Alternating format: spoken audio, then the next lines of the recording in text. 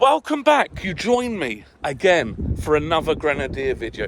I just want to say quickly, thank you everyone. The comments lately have been absolutely amazing.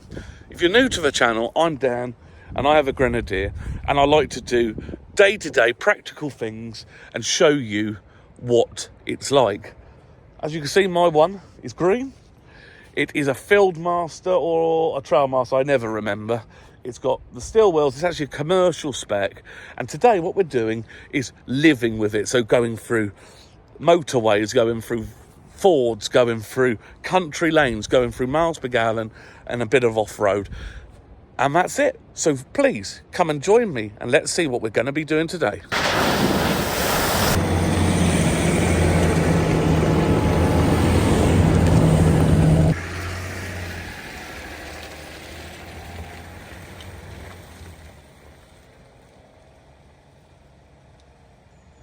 Alright, so one of the first things you notice when you start driving a Grenadier is how high and how upright you feel. Good visibility, and as well as having these roof lights, it feels very light in here, but it's for strength. So the steering, unlike some cars where you almost feel like you could flex the steering wheel a little bit, it's solid. I mean, it really is solid. You feel like you could hit something like in the road, and it feels like it's very tough. The steering we'll get back to at slower speeds, but on a normal road, you cannot notice the steering. It is only on certain types of movements where it becomes more apparent. To me, it's not a problem full stop, but I am just letting you know there is a point. So your initial thoughts on the driving is it's going to feel more like, it feels like the old Defender, but it feels refined. You don't have that. In the old Defender, if anyone ever had one, you were like this all the time. So with the window open, you were fine. You couldn't ever really relax. So, you know, it's a massive improvement if you're coming from an old Defender, which, remember, this is loosely based around creating that same go anywhere simple car. So what we'll do is we're going to go through a few different scenarios today, and we'll talk about them and let's see how we get on. And by the way, before we go any further, thank you all for watching. You've all been amazing. Your comments are brilliant. I'm glad that some people have even looked at buying INEOS because of what we've talked about, and the only reason I'm going to keep doing these is because people who watch them really seem to like them, and I like doing it, and I'd love to build a channel where we could get to a point where we could review parts, accessories, where companies even wanted to show and help us. So thank you all. If you can like and subscribe, it really does mean a lot. But let's go. So when you get on lanes slightly narrower than this, the one thing I like about the Grenadier, which you'll see, is how it reacts to potholes and puddles and things like that. Because there's nothing worse than a vehicle that you're forever thinking, oh God, bang, bang, like all the time. It's very frustrating when you're in the country. So that's one thing I do like, is it does eat up the bumps on these narrow lanes very, very well. So these, I mean, like these little, you can see the mess these roads are in. You know, they're covered in mud, potholes, you know, and it just eats them up. It's very, very, very smooth, no worry at all. Yeah, so like I said, it's a very, very, very capable vehicle, and it just eats up country lanes and stuff all in its stride. You know, you really don't have to worry. I mean, this Ford here, what is it, half a foot? Instead of, you don't even need to slow down. It's a bit, here we go. So we got a nice Ford here, and like that, straight through, and it just eats it in its stride.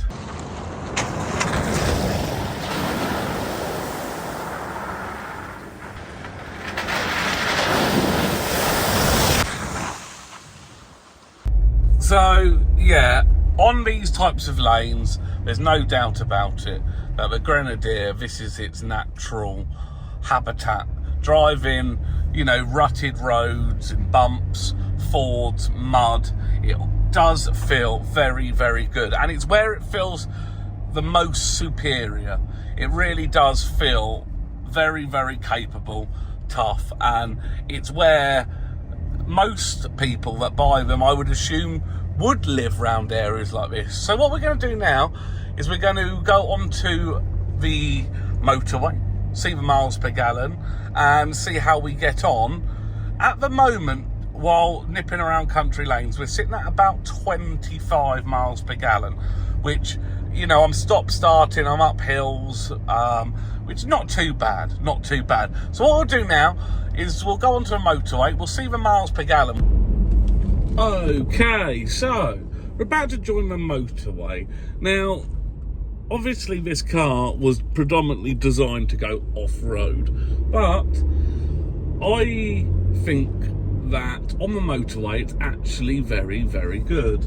It's better on the motorway than a slower paced environment. First, I want to get on the motorway and see the miles per gallon we get, and just to show you, it's not slow, it's not a slow vehicle. This BMW 3-litre engine and gearbox are matched very, very well. It has a lot of pull, a lot of get up and go, and you'll see just going down the slip road to get up to 70, it's no slouch. So we're literally about to go onto the motorway now, and it's the engine itself. So to get down, we'll just go down. I know that we can only go to 50, but you can hear the engine, and there we are, smooth.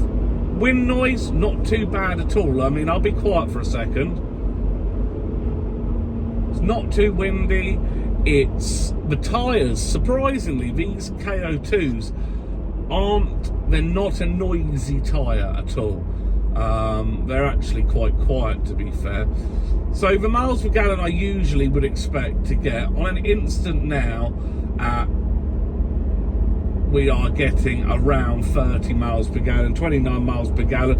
But I would, if you can get it over the 30s, driving sensibly, no problem at all. Stability wise, it's good. You know, there's quite a bit of, because of its steering and obviously an off-road vehicle, and I think this is any off-road vehicle. Obviously it's not like a sports car, but it's responsive enough. You feel confident. You can quite happily do a trip from here to skiing with no problem at all. It's comfortable. Visibility is good, like I've said. So it's a wonderful long distance cruiser. And obviously if you've seen other videos of people driving them across Australia or places like that, they're good. They're comfortable cars, and the thing, you can put so much stuff in them, it makes them a very practical vehicle. So let's talk weaknesses, because everything I've said at the moment, from country lanes, etc., motorways, miles per gallon, visibility, comfort, is good. So let's talk about weaknesses. So a vehicle that is able to basically go from standard across the Sahara Desert and back has to have a downfall, and that downfall is tight maneuvers. So it is a big car in a supermarket type setting, car park. You will find that to turn tight turns and try and shunt and turn around, it is a workup. Now, is it enough of a workup that it affects you? No, it's not that bad, but compared to something like a Range Rover where the steering's almost like silk, you know, you do have to do it. But then in exchange, you can do the other things. So if you've got the mindset that the weaknesses are far outweighed by the positives, the Grenadier will never cause you a problem. Other things is where the windscreen is upright, okay? This is just from a pure driving point of view. If you drive long distance, it is a nightmare for getting bugs on. So if you go on a long journey across, I mean, I've driven across France, it's unbelievable. It's unbelievable how dirty it gets. Back is the same. The visibility on the back is the same. That is one thing. There's nothing you can do about it. You've got a rear tyre, the way the door is created, and that is just the car. So there's nothing we can do about that. But there are things that, if there is a negative, I'm going to bring them up. Personally, and this is a very personal thing, I would like a slight more adjustment on the steering. So it does go up, and I just feel that it's absolutely fine, and I'm not moaning again because doesn't affect me. But if I'm being picky, it would be nice. So these are the things that you've got to forgive for not being quite as good as other vehicles. But as soon as you get, like now, I'm on a national speed limit road, I'm here, put my foot down, plenty of power, and that BMW engine is good, and we're up to the speed limit. The steering and all of those things that you're thinking of disappear. So don't be put off if you do try it and think, oh my God, this doesn't feel. Just get it out on the open road, give it a chance, because I think you'll be pleasantly surprised. What we're going to do now is do a very, very quick bit round the vineyard, off-road, just to demonstrate for people who haven't seen how capable on wet, muddy grass, gets up, does everything you need, and then we'll summarise, and then we'll be back. So, as you can see, these tyre tracks, this is wet, okay? And that's just one going over. So it's very slippery at the moment. It might not look it, but it is. So the Grenadier, naturally, this is its true roots. And what an off-roader it is, okay? It really is brilliant. The things that shine is the four-wheel drive system, but the torque. So what I like is a good low down torque. So you're not having to rev up massively to get the results you want. And sometimes it's not all about getting the wheels spinning fast. It's about having that torque versus traction. And this car does it amazingly. And I just think that until you have tried one, you really will not appreciate how capable this is. And remember, this is an out-the-box car. You're not having to spend fortunes doing this. This is out of the box. Yes, it's not a cheap vehicle, but like I said, this is off the shelf. Intended purpose is this. So let's summarise.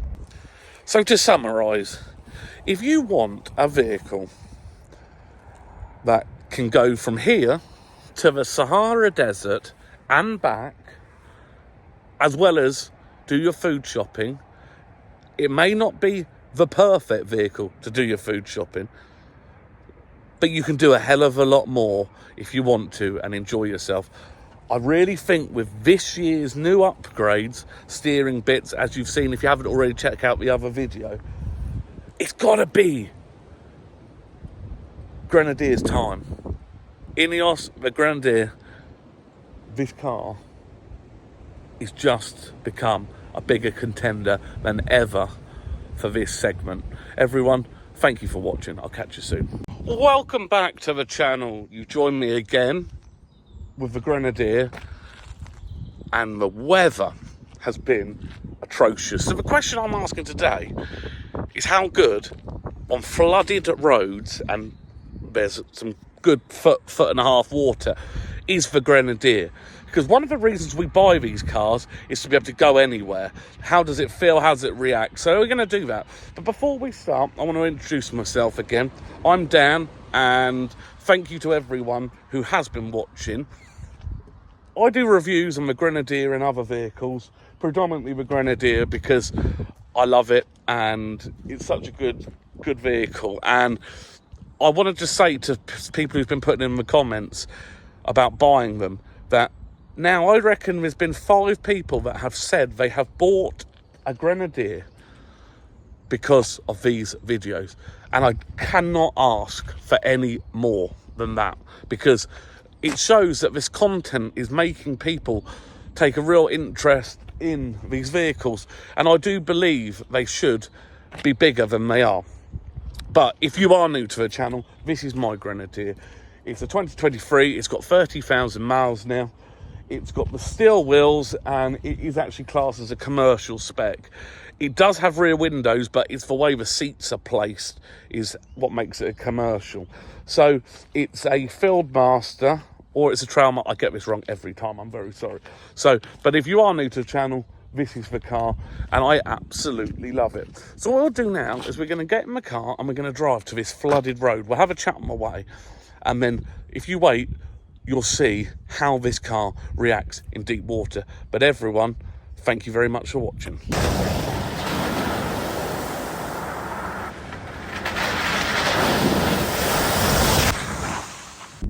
So, why we drive it, I think one of the reasons we buy this vehicle is obviously for its capabilities off-road. So, it's always nice when we do have slightly more extreme weather to see how it reacts. And I think that videos like this are interesting because it's kind of what we buy it for, you know, that go anywhere. So there's some roads up here that I know are very, very, very flooded, muddy, horrible roads. And it gets to the point where they actually close the road because cars break down. So I know the INEOS isn't going to have a problem, but it's just how easy it reacts to these situations.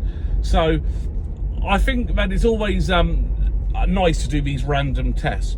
Going back to the driving position, if you are new to the channel, you know, you've got to get out and drive these cars further than a very small test drive to appreciate how good they are.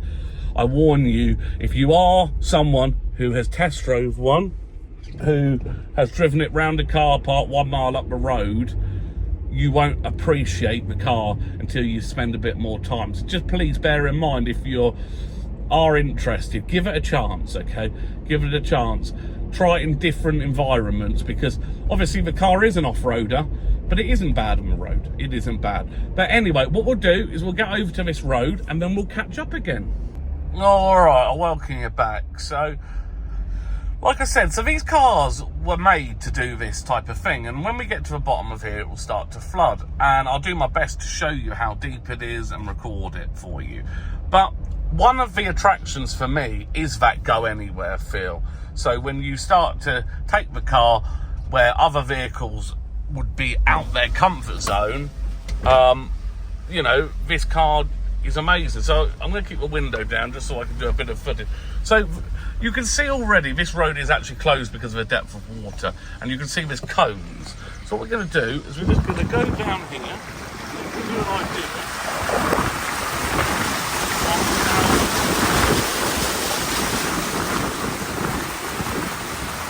how good this vehicle is when you have floods like this. And I hate to say it, but the way the world's going, we seem to be getting a lot more, and you can see these fields are flooded, and this is a good foot deep. And how the car, you know, it just plows through this. It's very, very good. And even what I do like about it, let me just close the window a sec. What I do like about it is that when you do hit a puddle, so I'll go through, there's another big, it plows through puddles so nicely. They just, unlike some vehicles where it covers the windscreen, this seems to almost project the water out. I don't know if that's a design or by accident, but you can see it just plows really well through these types of big puddles. So if you are someone who lives in the countryside, I really think that this is where you'll appreciate these vehicles. Obviously in towns, they aren't the best, but round here, I think they're absolutely amazing.